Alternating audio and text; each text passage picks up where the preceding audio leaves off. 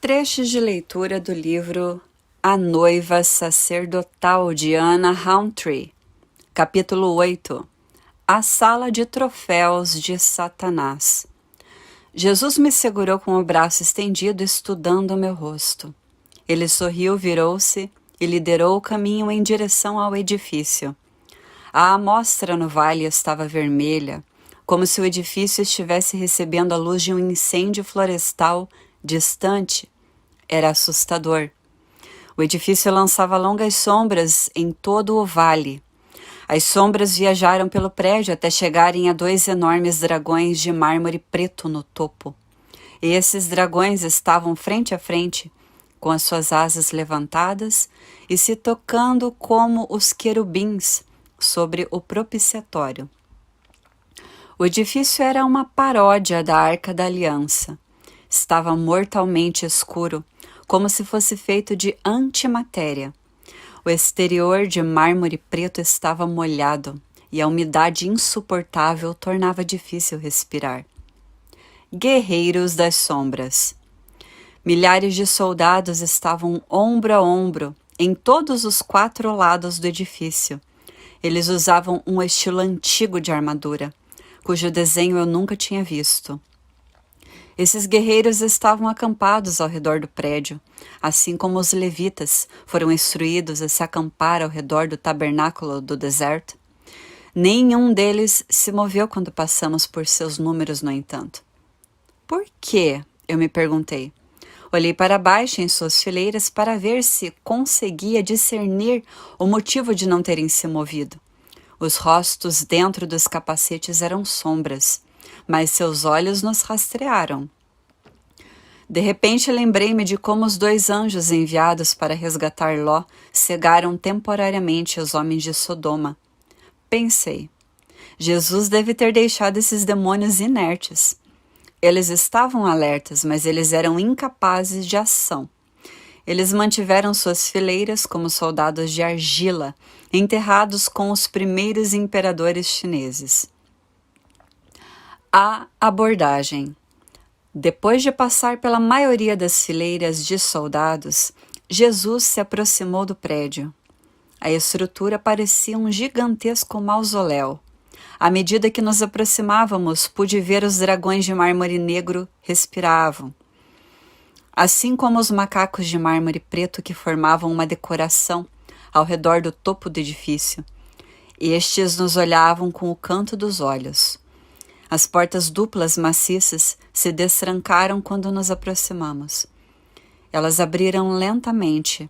Cada porta pesava muito. Elas tinham retratos das supostas conquistas de Satanás. Estes foram executados em relevo de bronze e eram semelhantes às portas das catedrais europeias, que frequentemente retratam a vida de Cristo. O interior. As portas se abriram para nos dar entrada para uma grande sala sem janelas. O cheiro dentro da sala era odioso. A sala, como o vale, parecia iluminada por fogos distantes. Meus olhos viajaram até uma pesada moldura ornamental suspensa. Ela formava uma coroa ao redor da parte superior da sala. Um texto estava escrito nela em uma linguagem antiga, de cunhas e triângulos. Jesus acenou com a mão e as letras mudaram de forma que eu pude ler a inscrição. O texto proclama os 5 desejos de Satanás, com os quais ele pretendia se elevar acima do trono de Deus e se coroar rei do universo. Eu estremeci. Pendurados de cabeça para baixo nesta moldura ornamental, estavam demônios metade fêmeas, metade morcegos, as Lilith. Os demônios vampiros que caçam à noite. Eles eram repugnantes. Abaixei meu olhar e vi a razão do fedor na sala. Excremento de morcegos. Em exposição. Mesas de exibição flanqueavam os 2 lados da sala. Elas estavam cobertas com o que parecia ser veludo preto. Os objetos em exibição brilhavam com luz de dentro. Os objetos eram bonitos não por causa do acabamento requintado, nem porque estavam incrustados com joias. Em vez disso, Eles pareciam ter alguma beleza concedida a eles por Deus. Eles eram dele, pois seu povo os havia usado. Agora, eles estavam em exibição, como lembranças de guerra. Eu rapidamente olhei para as mesas com espanto. Esta era uma sala de troféus. Roubado de Deus. Cada artigo foi etiquetado com um marcador de argila. As mesmas cunhas e escrita em formato triangular estavam nesses marcadores, como na moldura ornamental. Mais uma vez, Jesus acenou com a mão, a linguagem mudou para que eu pudesse ler os rótulos. Em exibição estavam a medida justa, o tamborim de Miriam, as representações de Bezalel para os trabalhadores, dos padrões dados a Moisés no monte, a tigela da viúva, vários instrumentos musicais de design antigo e assim por diante. Passamos artigo após artigo que tinha sido usado por Deus de uma forma extraordinária e depois roubado dele. Eu só poderia supor que eles foram levados para o campo do inimigo por causa dos pecados do povo de Deus. Fiquei animada, no entanto, com os espaços vazios nas mesas. Os rótulos mostravam artigos que aparentemente haviam sido resgatados para serem usados pelo povo de Deus novamente. A espada de Golias que foi usada por Davi estava faltando, a harpa de Davi tinha sido recuperada, havia um espaço vazio onde uma vez uma bandeira havia sido exibida. Ao nos aproximarmos do fundo da sala de troféus, eu vi uma túnica branca bordada em um cabide preto. Ela emitia luz. Satanás a havia exibido para si mesmo, como se fosse uma aquisição valiosa. O mural. Além desse artigo, na parte posterior havia um mural do tipo afresco vívido. Diante do mural, velas pretas estavam acesas. As luzes das velas pareciam dar vida própria ao mural. O mural começava em sua base, recontando vez após vez as torturas brutais de alguns do povo de Deus. Aqueles sendo torturados ainda pareciam vivos. O mural era diferente de tudo o que eu já tinha visto. Era semelhante a um holograma. A luz das velas fazia com que os quadros tivessem ação progressiva, de modo que os sofredores voltassem a sofrer, com Satanás supostamente obtendo a vitória repetidas vezes. Bárbaro. O trono de crânios. Meus olhos viajaram por essa montanha de carnificina até cerca de 1/3 do caminho até o teto. Aqui, o mural começou a representar um monte de crânios. Este monte se elevava a um trono de crânios, sobre o qual sentavam-se as pernas de um bode, um sátiro. A criatura entronizada tinha o torso e os braços de um humano, mas a cabeça e os chifres de um bode. Na mão esquerda do bode homem estava a imagem do mundo. Em sua outra mão estavam localizadas 2 chaves. O contorno das chaves ainda estava lá, mas as chaves da morte e do Hades tinham sido removidas das suas mãos. O mural subia até cobrir a primeira metade do teto, como um dossel assustador. Era Satanás, semelhante a um bode, entronizado em uma pilha montanhosa de crânios humanos. Ele estava se regozijando em um esplendor sinistro. Enquanto Deus, o Pai, é entronizado sobre os louvores de seu povo, Satanás é entronizado sobre suas selvagerias assassinas e crueldades sádicas. Um arrepio percorreu meu corpo. A luz tremulante das velas pretas fez com que o rosto de Satanás se movesse, aparentemente, mudando diante dos meus olhos. Seus olhos de cobra me encararam. A túnica bordada. Jesus tocou meu ombro. Eu hesitei. Começamos a caminhar em direção à aquisição que estava bem atrás. Uma túnica bordada. O comprimento era longo, com mangas compridas. O corte da vestimenta era simples. Um homem ou mulher poderia tê-la usado. Sua riqueza residia no bordado, que era executada em ouro branco, de excepcional pureza. O bordado surgia da túnica. O padrão era intrincado e excepcionalmente bonito. Conforme se movia um pouco diante da vestimenta, todas as cores dentro do esplendor do Pai pareciam surgir em sua superfície. O peso e a espessura dos vários fios de ouro pareciam simbolizar os atributos do Senhor. O manto refletia isso como se os atributos do Senhor tivessem sido tecidos na túnica. O bordado. Eu não tinha ideia de que uma vestimenta pudesse comunicar o que era do caráter de Cristo. Ainda assim, eu queria me mover um pouco na frente do bordado para verificar o que estava bordado no tecido.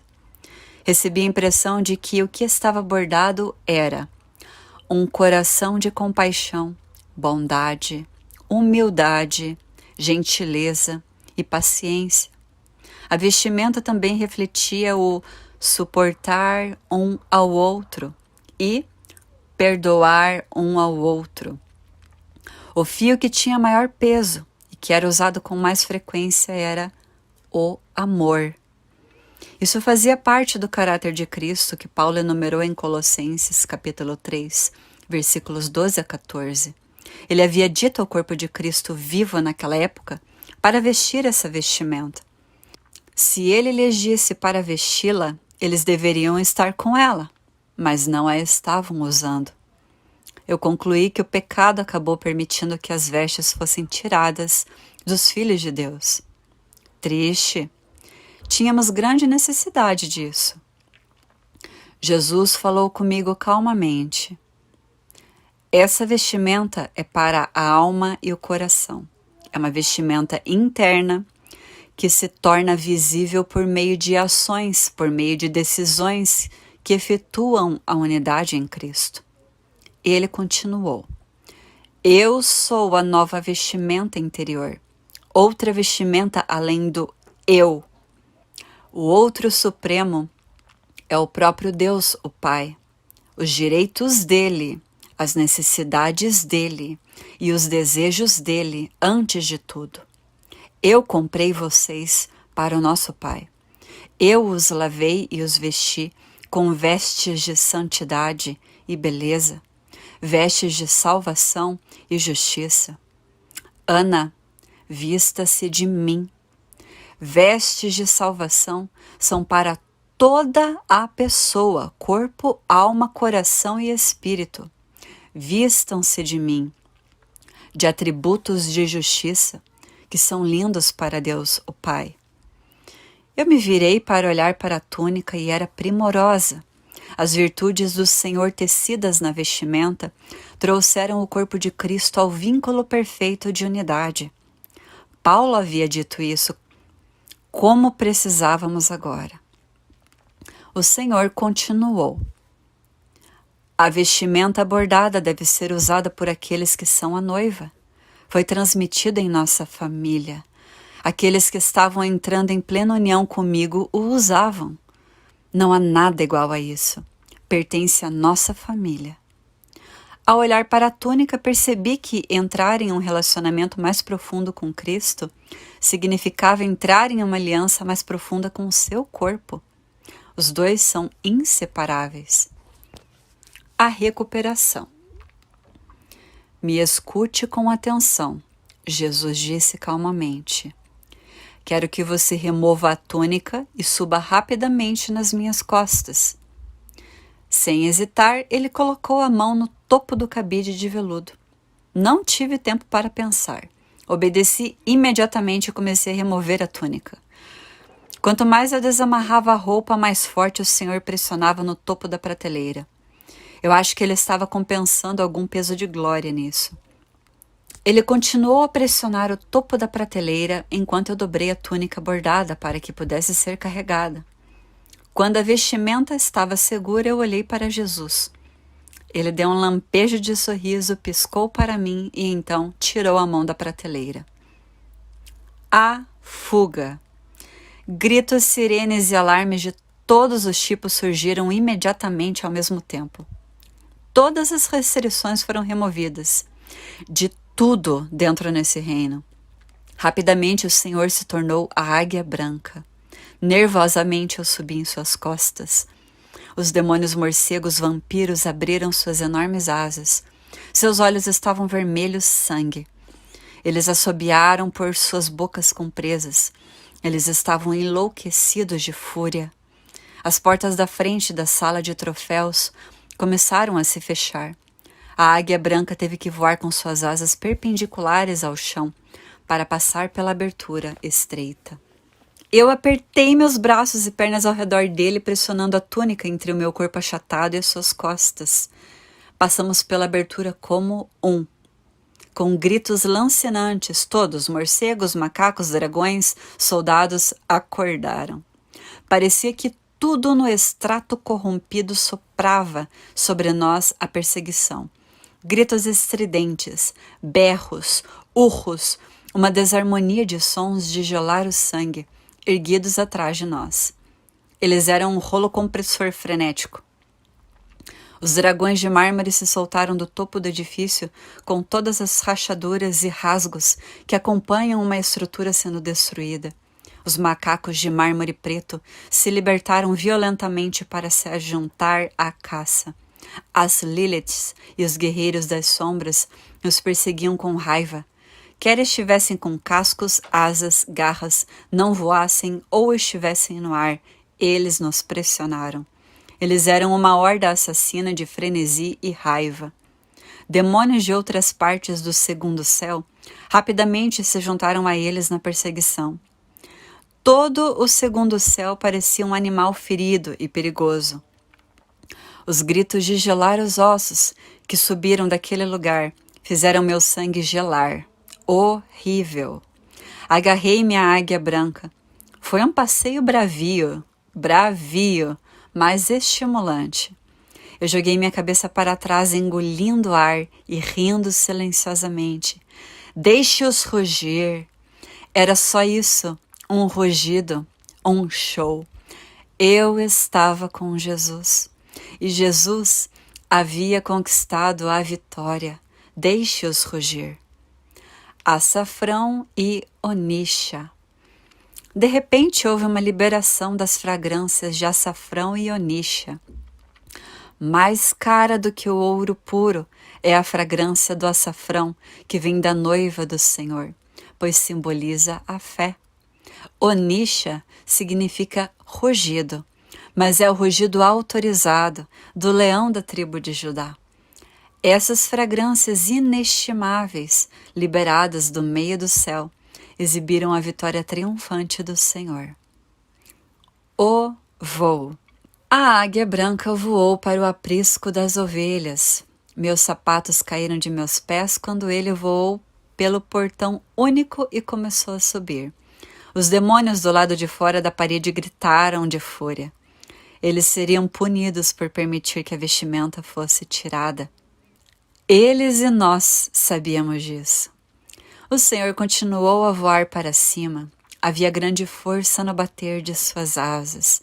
O miado tornou-se menos distinto à medida que nos afastávamos em direção ao terceiro céu. Enquanto voava, ele falou alto comigo para que eu pudesse ouvi-lo. Você vai usar essa túnica, Ana. Foi restaurada a casa de nosso pai. Agora, muitos irão usá-la. Com grande poder, ele continuou a subir. Quase rindo, ele gritou para mim. Algo antigo,